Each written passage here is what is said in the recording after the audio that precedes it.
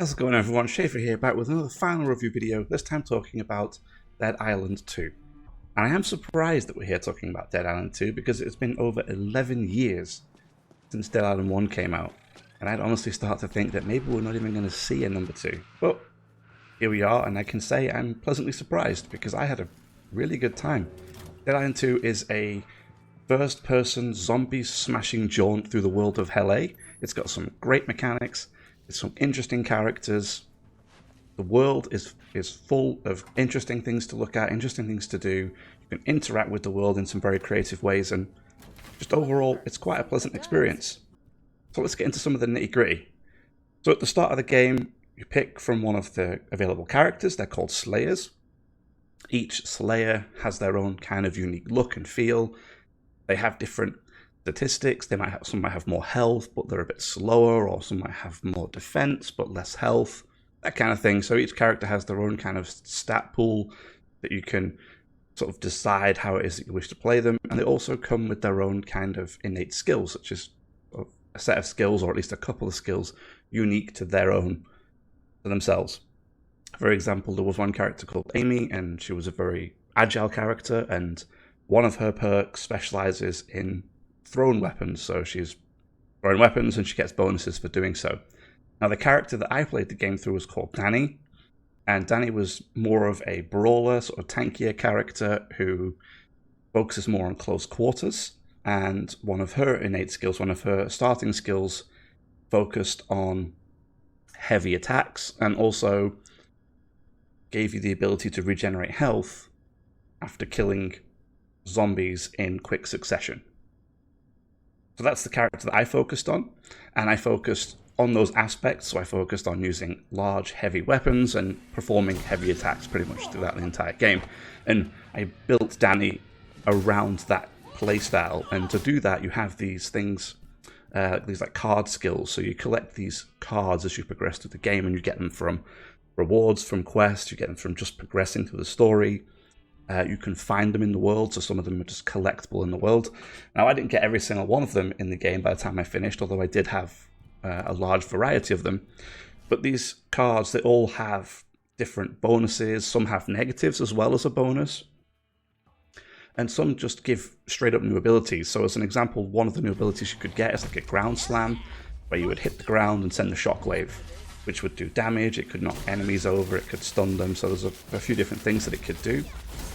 And other cards focused on enhancing current abilities or even new abilities that you gain. So the dropkick makes a return in Dead Island 2, and it's got to be one of the best features. I just have had a blast dropkicking zombies all over the place. I think I got a bit of a chuckle out of me almost every time I did it.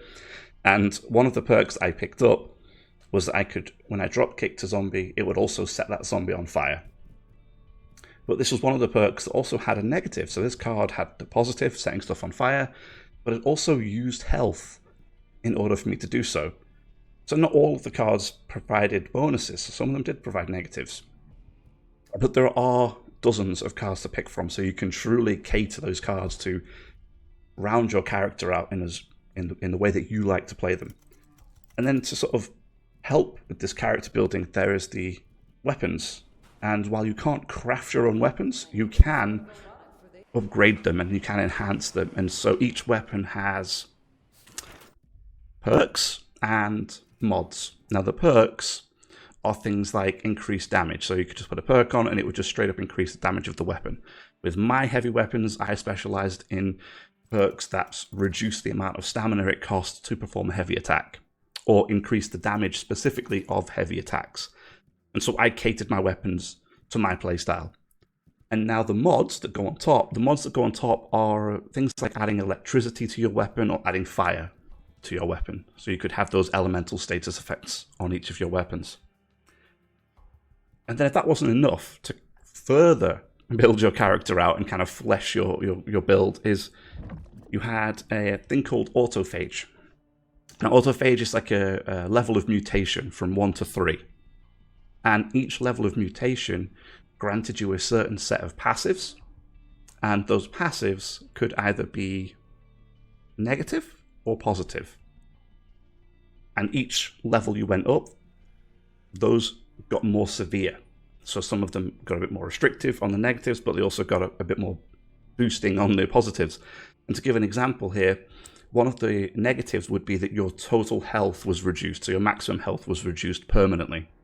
However, one of the bonuses in the same area granted you health on kill as well as damage on kill. So you were kind of trading maximum health for a little bit of a self-heal and a boosted damage. So you had to sort of weigh the pros and cons out to how you felt you wanted to play. With me, I ended up with 3 out of 3 autophage because I liked the stats that it gave me, and the negatives I outweighed with other class abilities and other skills and cards that I'd slotted in. So honestly, it worked really well for me and gave me an enormous damage boost. And then one last thing for the combat was this Fury mode. And as you killed stuff, hit stuff, as you took damage, you built up a Fury meter.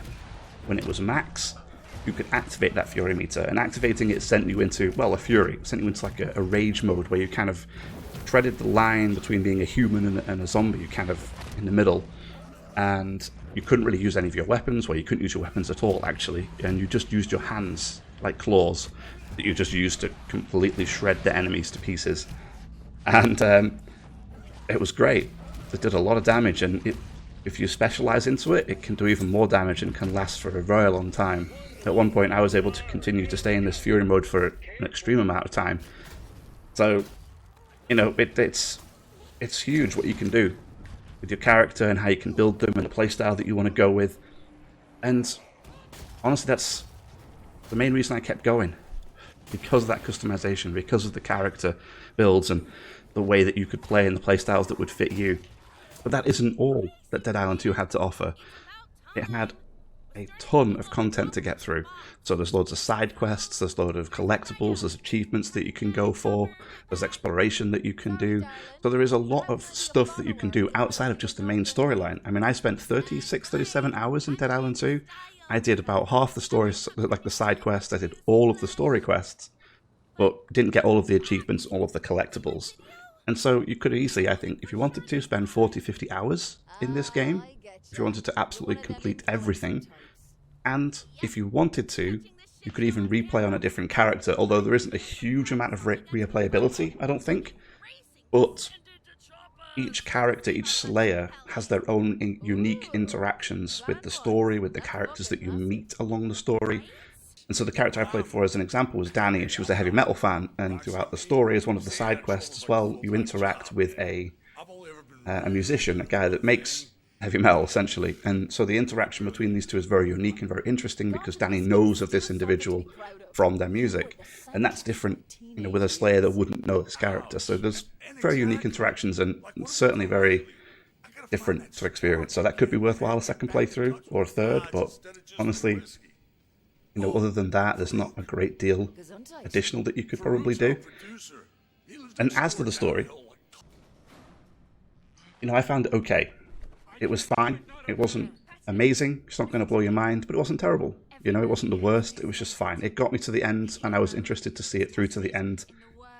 And there were a couple of twists here and there, but nothing absolutely, you know, stunning. But it did leave a few questions unanswered, and definitely left room for a DLC to continue it, or even a Dead Island 3, perhaps, if they wanted to continue where this was going. So there's a couple of possibilities I think that they could certainly put in, but I mean, for this game, it was just okay, and I think that's fine. However, I will mention that, you know, Dead Island 2 is it does what it says on the tin. So the combat is just mindless zombie smashing fun, and that's not going to be for everybody. You know, if you get 20, 30 minutes into the game and you think, I hope this combat gets better, well, it doesn't really. It's kind of what it is. And I think that, again, is okay. I had a lot of fun with it, but some people might not. So just bear that in mind. If you are considering to pick it up, I recommend it. I think it's a lot of fun. I mean, I thoroughly enjoyed swinging my hammer into enormous groups of zombies and sending them in all different directions. If you like that kind of fun too, this is right up your alleyway, if you ask me.